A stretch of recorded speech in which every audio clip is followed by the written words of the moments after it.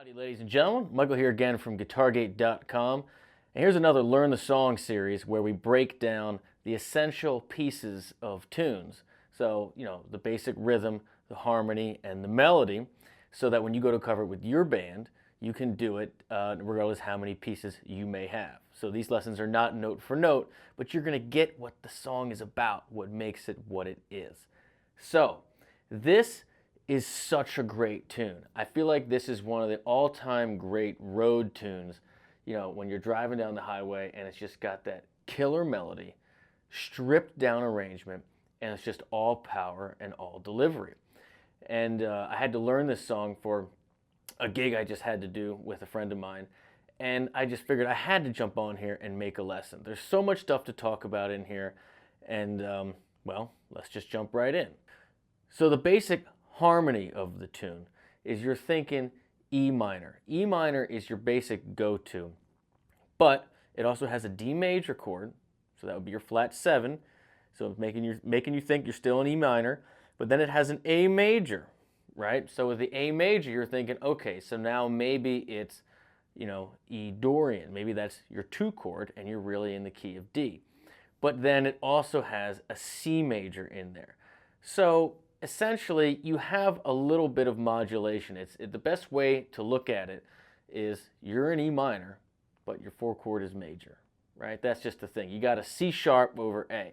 Now, the important thing to remember when you're covering this tune is if you listen to the live version, the guitars and the keyboards are only doing roots and fifths. You're not hearing thirds in there. The thirds come from 2 places.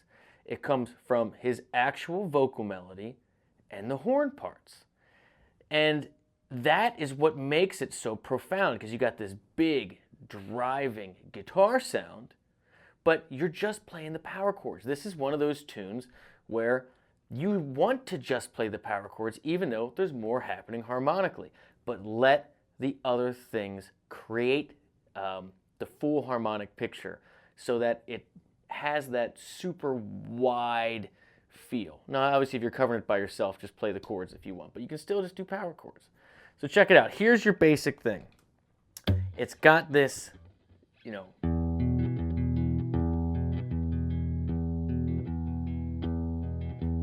that kind of groove. And I'm in low, and then it goes to the D. And if you listen to the live version, it sounds low. You could do this in drop D and get that low D or add the 5th, but you want to make this big. So I like to put the 5th in the bass here, as long as it doesn't mess up with your bass player, right? Make sure you talk to each other. And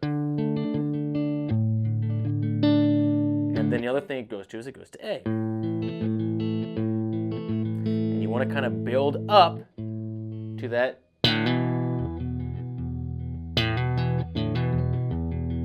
And now what that is you're just hammering on from D to E. If you're doing it with the power chords, your inverted power chords, and then after each one of those, you always have that little 4th, 5th, A, B to E, and then it does that hammer on again from D to E.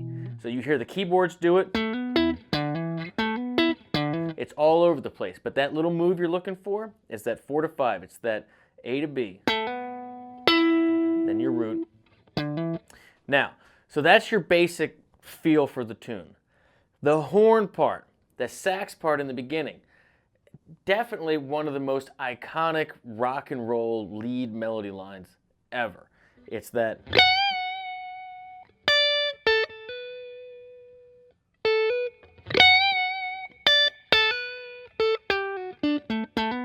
Now what this is here is, remember, we're in E minor, and you're starting with the F sharp going, bending up to the G, the minor 3rd. So that's your 2 or your 9 to your minor 3rd.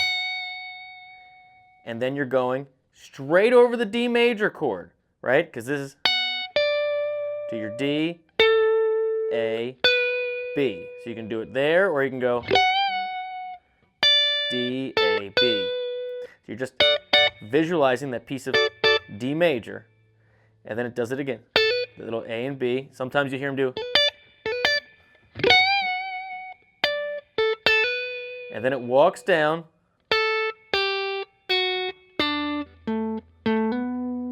So it's almost like you're thinking E minor, right? There's your 4, flat 3, 2, but now you're going to rock straight over your D major chord. There it is right there, you can picture it. And then you get back to from A to B, which is your 5th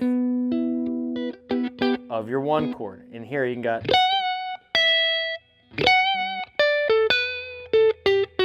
you're just going straight over that chord.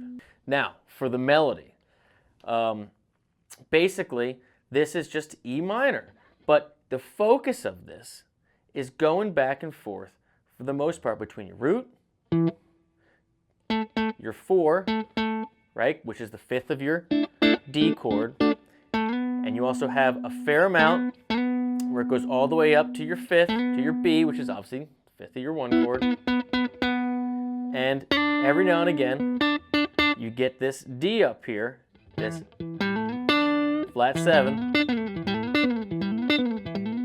That's your basic move. One thing to note, when it goes over the D, the melody does go and grab that 3rd of that D to get that F sharp.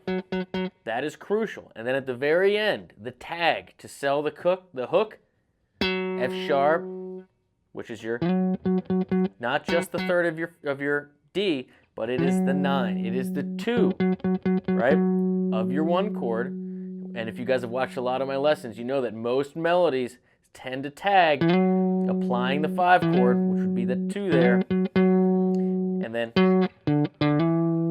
that turn the page is 2, flat 7, 1. So I'll kind of play through the melody for you, the way he sings it in the verse, and then we'll go over the chorus. But I want you to just pay attention here of, this is your basic move here. You're in here, but then when it goes to the D, you're hearing that 3rd, right? Remember I said the melody gets the 3rds, right? So you're getting the G, which is the minor 3rd, over the E minor in the melody. When it goes to the D, you're going to hear that F sharp, so you're going to get that 3rd, and then you get the, check it out. So you got,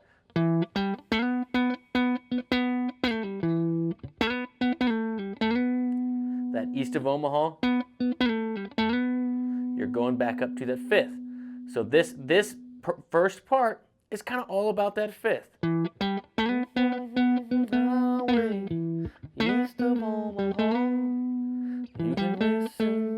So it gets that listen, right? That's that A. It's the 5th of your D because the chord changes. And then to the engines moaning out to one more song, right? Going down to get that F sharp. And then when it's back to the, when it goes to the A, now it's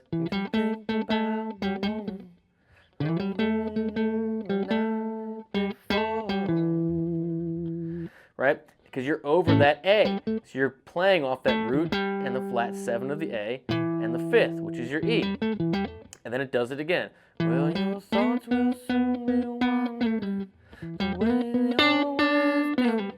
Now that's that one part where you're adding the next part of that pentatonic scale, that D, or an E minor pentatonic, and then it's when you're riding 16 hours and there's nothing more to do.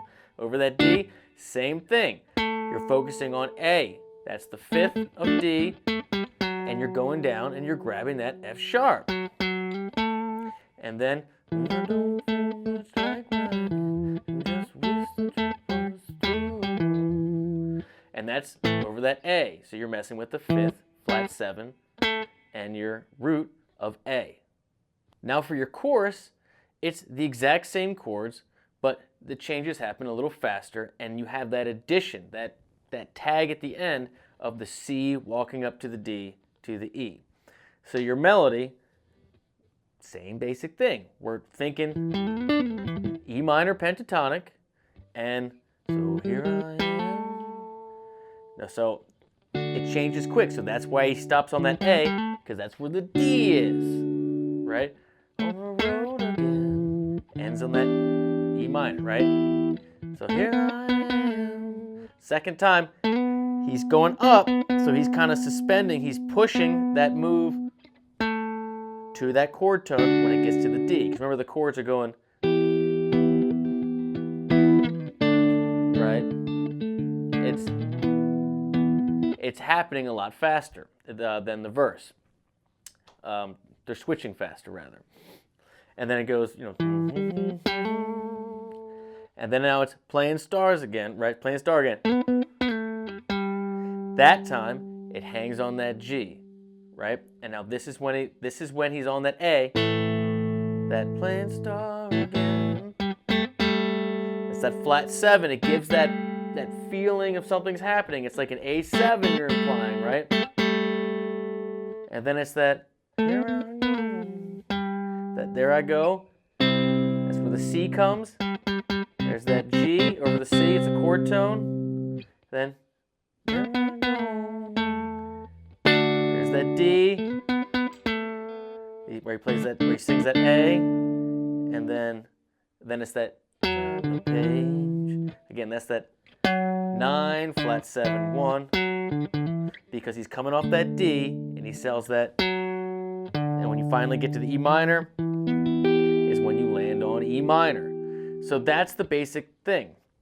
Now, a couple other things to note. Obviously, he sings it different each time. This is a general framework in which you should operate.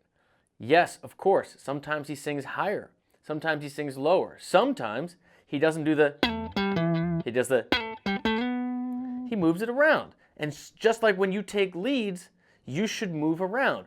But if you notice, it's always chord tone based, right? He is resolving and creating tension. You guys know I'm a stickler for this stuff, based on the chords in the song. So maybe if he's resolving to the E minor, maybe one time he goes down to the E, maybe one time he's going up to the B, but they're both in the chord. All right, so now for the end of the tune, which has my favorite part. I think it's everybody's favorite part, because these stripped down tunes have all these peaks and valleys, right? It's a song about dynamics. You should be quiet in different verses, louder in different parts, and you should also take it on a little ride, you know, within each verse, within each chorus. So yeah, so it finally gets to the end, right? And he hasn't deviated with the melody at all. Like I just mentioned prior to this, he might land on the 5th instead of the 1st, you know, but he hasn't moved the melody. He saves that for the very last chorus, and he jumps up not to what you might think would be the obvious choice, which is just sing the whole thing an octave higher. No, he jumps it up just to the next 5th within the same shape. So the melody starts on that E, right? And then it goes from those same chords back from E to D. And then he does this cool little line, right? And then my favorite part is he then focuses. For the first time, he tags over and over and over again that 9, right? That F sharp in E. And he does it over each of the final chords, even the C, where it holds, where he's that last time he holds out the C and the D that walk up twice as long. And that 9 right there, right? That over the C. Oh yeah. Oh, that's the real stuff right there. That's a sharp 11 or flat 5, however you want to look at it. But it is just killer. So if you listen to it, you know, forgive my humming along with it, you'll kind of get the idea.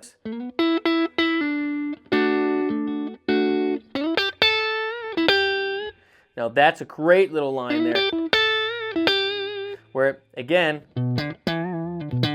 that is just an E minor, on the road again, and then it goes, there I am. There's that 9.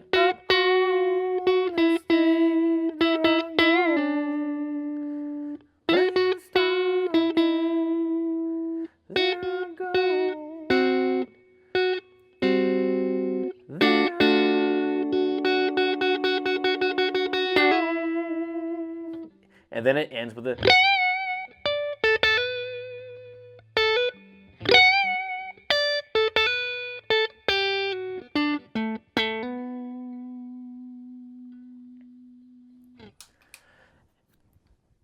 Killer tune.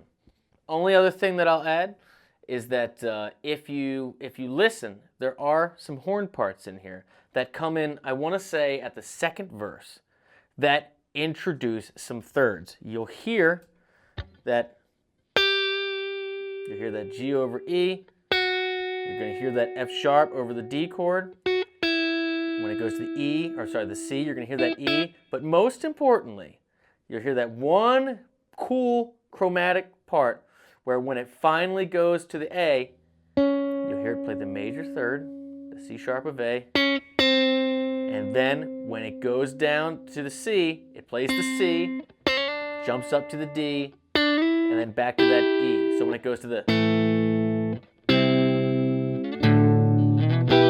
you'll actually hear it go C sharp, C, D, E, and the G. So keep an ear out for that. But yeah, thanks for watching. Please like, subscribe. I really appreciate your support. And if you want to check out the rest of the stuff that I have, all my premium lessons, and just support me and this channel a little bit more, please click the link in the description and come join me over at guitargate.com for all my courses. And as always, you can drop a link in the description of a song that you'd like me to try to cover and see me do like this. So thank you so much, and I will see you in the next one.